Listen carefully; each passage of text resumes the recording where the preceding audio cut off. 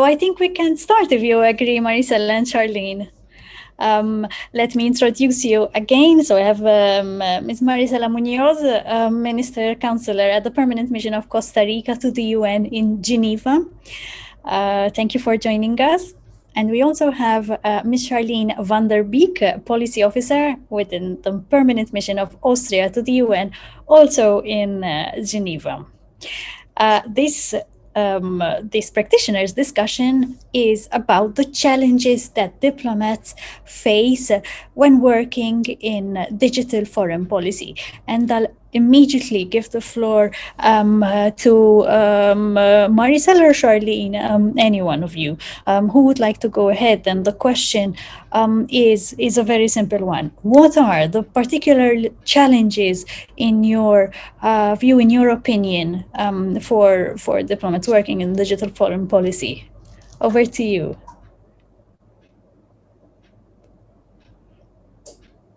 Charline, do you want to go ahead? All right. Maricela, why don't you go ahead? Okay. Well, as always, it is my pleasure to be with you all today. Thank you for the invitation. And this has been a really thought-provoking event. I am enjoying it very much. In regard to your question, I do believe that when there are challenges, there are also opportunities. So please take my comments and my reflections on that sort of thinking. But I would begin by saying that there is a widespread recognition that the so-called fourth industrial revolution is digital. Everything we do in our daily lives, including our jobs, have been impacted by the rapid development of digital technologies, and we have seen it also with the pandemic. So no less so for diplomats. This is very true for diplomats as well. And against this backdrop, some of the challenges that I have perceived as a multilateral practitioner are as follows. Number one, I think that there is some lack of coherence in the way governments articulate digital foreign policy when and if they do. I also believe that there is a tendency to do management by crisis as opposed to management by anticipation. Let's think digital security, for instance, or pandemics for that matter. And there is also not enough strategic foresight planning that allows the development of futurist scenarios for states' impact and influence in the global stage, I think in particular for the digital realm. And sometimes in this regard, if we elaborate about these three challenges, we see that we work in silos, not only within the government, but also outside the government. And I have heard this said various times during today's event. So it's really something that affects us very much. And I think that sometimes institutions develop great projects and digital platforms, but they are not necessarily connected. And we know that there is a need to avoid this sort of fragmentation. Moreover, notwithstanding the capacity to analyze trends, to make cross-impact analysis, and to think strategically in the long term, governments tend to be present-focused as opposed to future-focused. So we can talk about this a little bit more during our dialogue and exchange today. But of course, sometimes if we only deal with present challenges, we miss an opportunity to anticipate future risks and also potential for engagement and cooperation and etc. And finally, in my view, diplomats are not often forced to think outside linear beliefs or traditional behaviors. So there is still a space for the diplomatic practice to use some of these scenario planning techniques. And I keep thinking about the pandemic and how it pushes to think out of the box. So I think that we need to follow that trend. Thank you. Thank you, Maricela, for those initial thoughts. We'll give the floor to Charline. Charline, let's see whether you agree with those, whether you see additional challenges from your perspective. Yes, thank you very much, and good afternoon, good morning, good evening, everyone. And also thank you for inviting me to speak here today. So I went ahead and also identified two main challenges that I saw, and actually my second challenge is very similar to what was just said.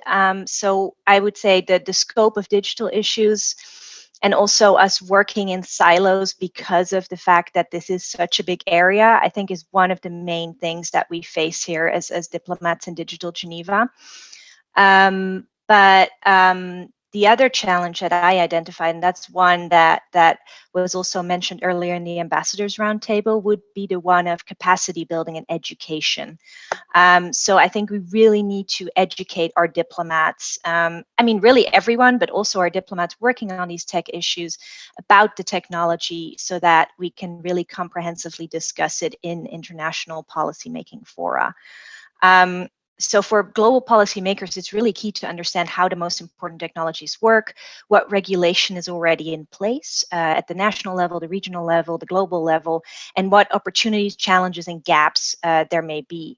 And then in my experience, we just face a lack of technical knowledge among diplomats in the diplomatic community. I'm actually guilty of this one. Before starting to work on these issues, I personally had no idea how the technologies that I use on a daily basis, even something as basic as the internet, how it works. And if you don't have that tech knowledge, it really impedes the depth and the realization of the potential of the global tech policy discussions. Because if we don't understand exactly what we are talking about, it's very difficult to find areas where consensus could emerge. And I think that's one of the things that we really face here in Geneva in the tech policy area. And I think that's one of the big challenges that we need to address. And I think that's also one of the things that Diplo does really well with its courses, for example, which I took a few of those, for diplomats on tech policy, and just kind of bringing those strands together and really connecting the different areas that are relevant in this space. Thank you, Charline, for that. And I see that one of the challenges is indeed, one of the two challenges that you mentioned is indeed common with Maricela's point. At this stage, I'll immediately open the floor. So colleagues, do you have any thoughts on those challenges? Do they resonate with you? Do you find additional challenges that diplomats face? While we wait for our colleagues to take the mic, I'm seeing a comment from Alexander, and I think, Pavlina, this is the first comment, asking Maricela to quickly repeat the points. I'll take the liberty of very quickly summarizing them. So Maricela pointed to the lack of coherence when the government articulates the policies, management by crisis versus management by anticipation.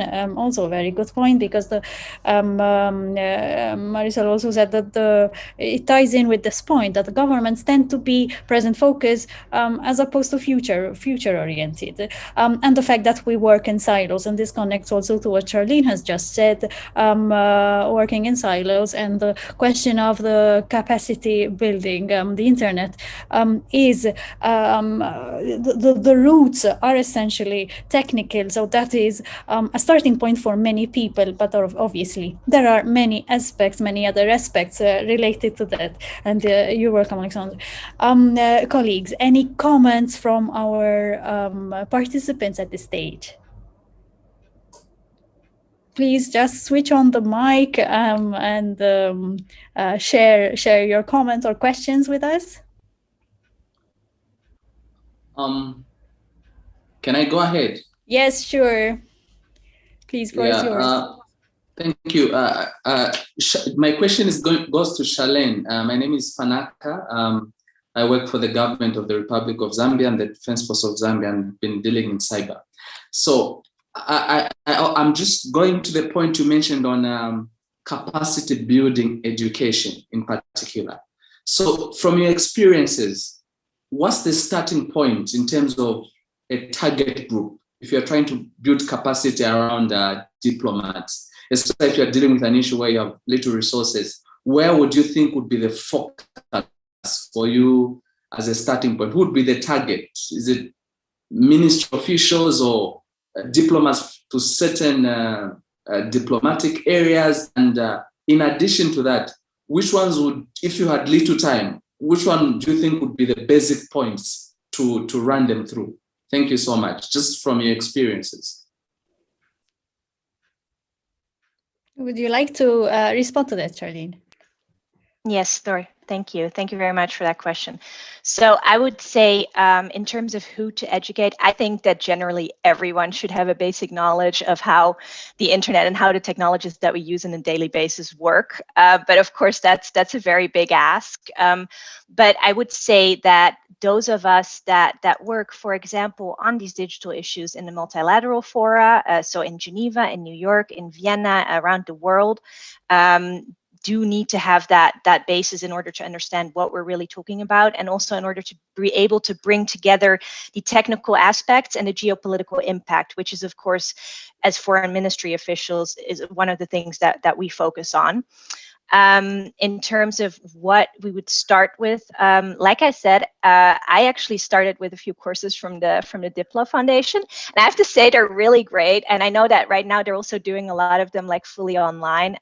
The one that I started with was the Introduction to Internet Governance, and that actually explains some of the technology side, and then it explains who the stakeholders are in the processes, and it just gives you a kind of a short history of the last 20 to 30 years, what has happened, what kind of regulation is already in place, and that was a really great starting point for me to get started in digital foreign policy.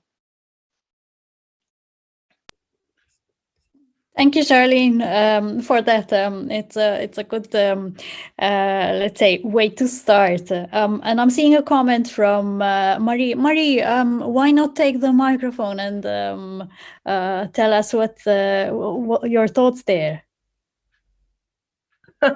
Good morning from California. I'm 1 week into this internet governance course, and I'm coming to it with no really prior knowledge, except I do know how to use Google. That's about it. So all of the terminology, and I'm getting used to it, and I'm reading voraciously. I want to catch up yesterday on what everybody knows ahead of me. So it's challenging, and I'm really listening this morning. And thank you all for sharing your knowledge with me. I have a lot to learn, and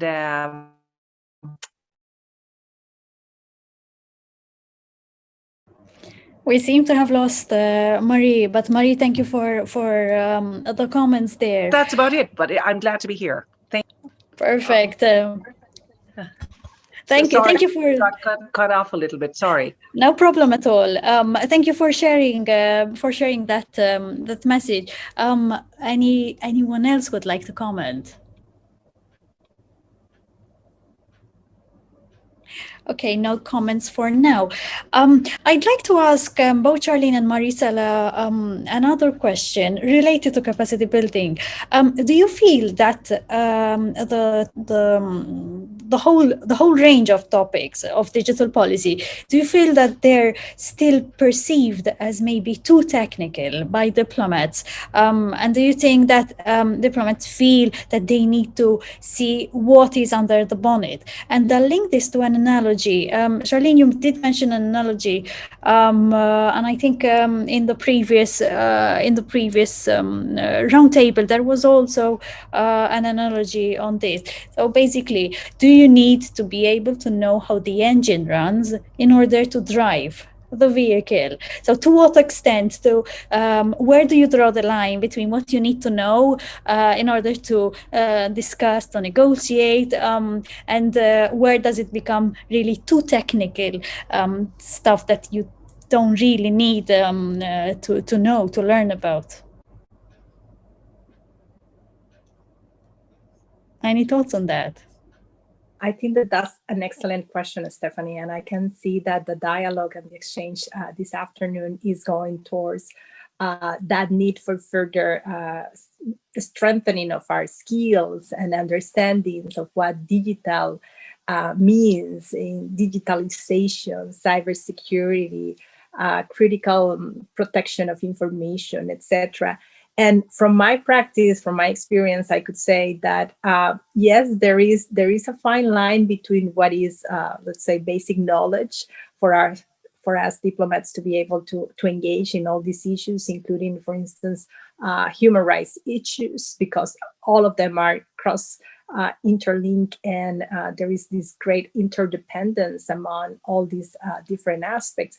But I do believe that sometimes it requires just a little bit of initiative, in the sense that there is a lot of material out there, not only from governments or from the United Nations, like the digital roadmap on digital cooperation, but also, from multi-stakeholder entities, from ICANN, from civil society organizations, from the private sector. And the more one gets their hands into this sort of information, there is this basic knowledge that one is able to develop. Very basic, of course, but at least an understanding of what cybersecurity means and how it interrelates to human rights or to the national stand of states in the global agenda.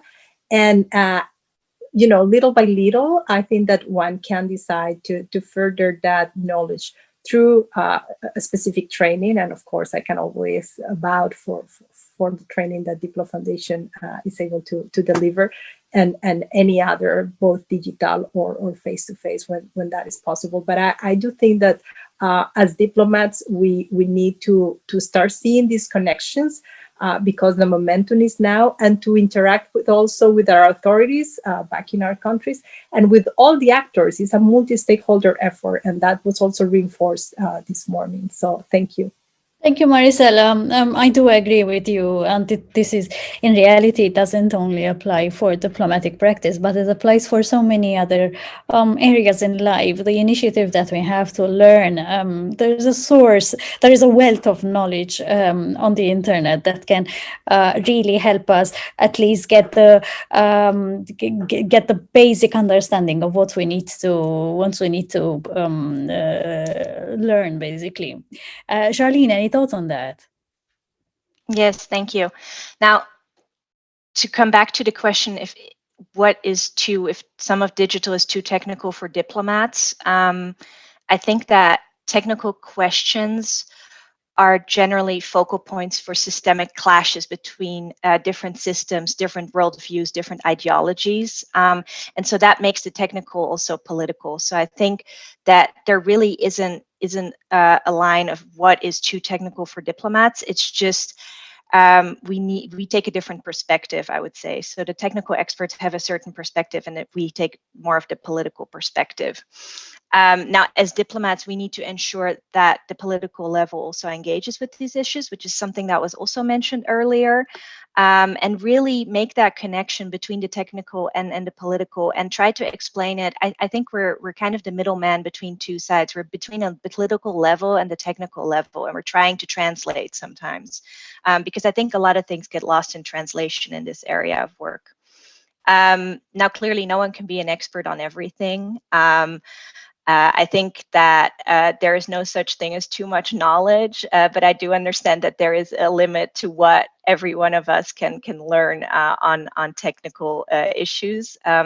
But I think indeed knowing a bit about everything, also, the human rights aspects and also the economic aspects of technical and digital policy questions, and making sure that we can make that connection between the different areas of work, like Maricela said, I think is a very important point.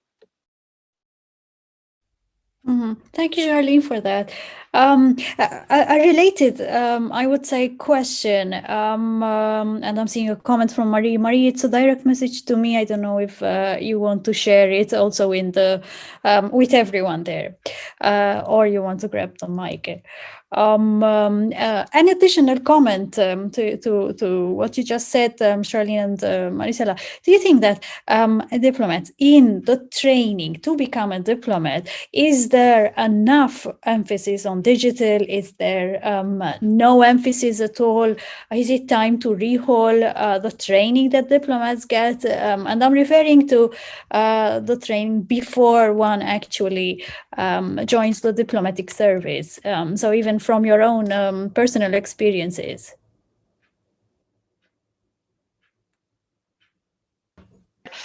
So for me, I have to say, before starting this position and during my academic studies, we didn't really talk about digital foreign policy, even though I studied political science with an emphasis on international relations, but this was never really something that came up.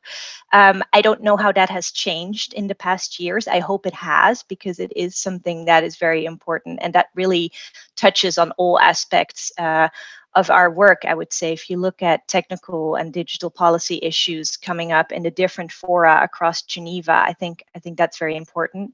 But I do think we can definitely do more. And where we have done more from the side of the ministry is that we actually do encourage our diplomats to take courses next to our work on these issues and to further our knowledge. So that is something that we have done at this point. Well, if I may, from my experience, I coincide with Charline.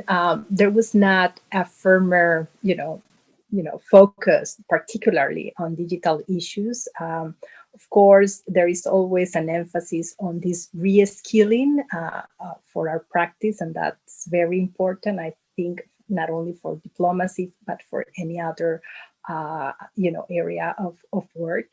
I do believe that, as we move forward into this digital era, there are concepts that start to, pop up in our daily practice. When we talk about artificial intelligence, both, for instance, in the disarmament area or in informational communication technologies, and then you start to see that you have these gaps, for me, basically the basic technical understanding, and as my colleague was saying, and bridging into more political stance and decision making.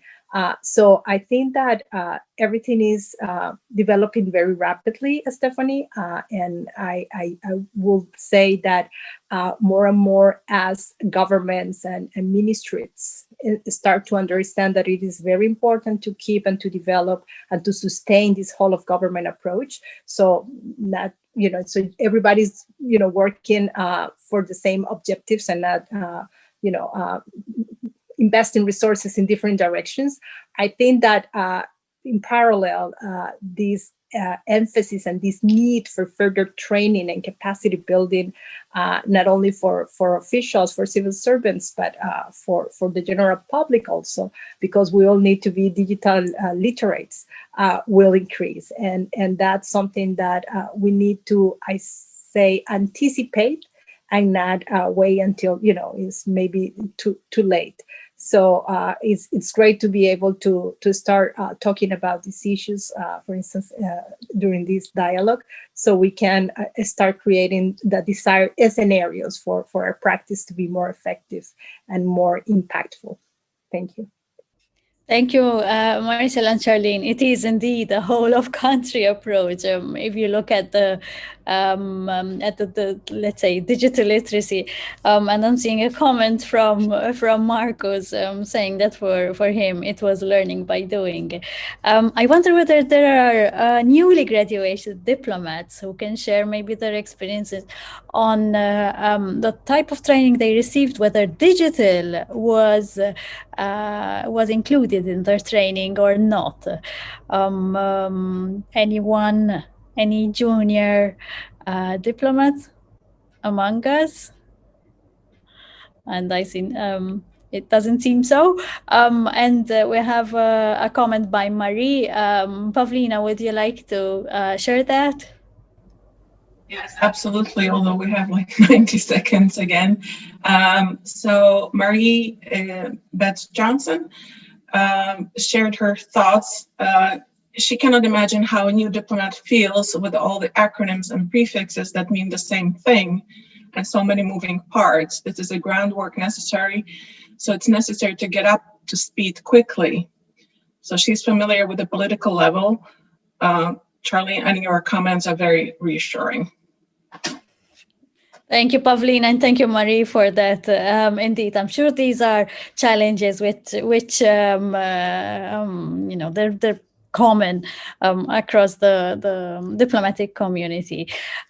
Since we need to go back to the plenary, a very big thank you to Maricela and Charline for sharing your own personal experiences. As Marie said, it is reassuring to know, to hear about the challenges from peers, right?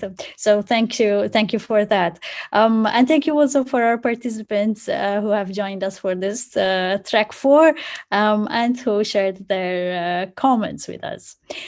So to go back to the plenary, we either wait or you just click on the leave breakout room. So thank you once again, and I'll see you in the plenary room. Thank you so much. See you soon. Thank you. Thank you. Bye-bye.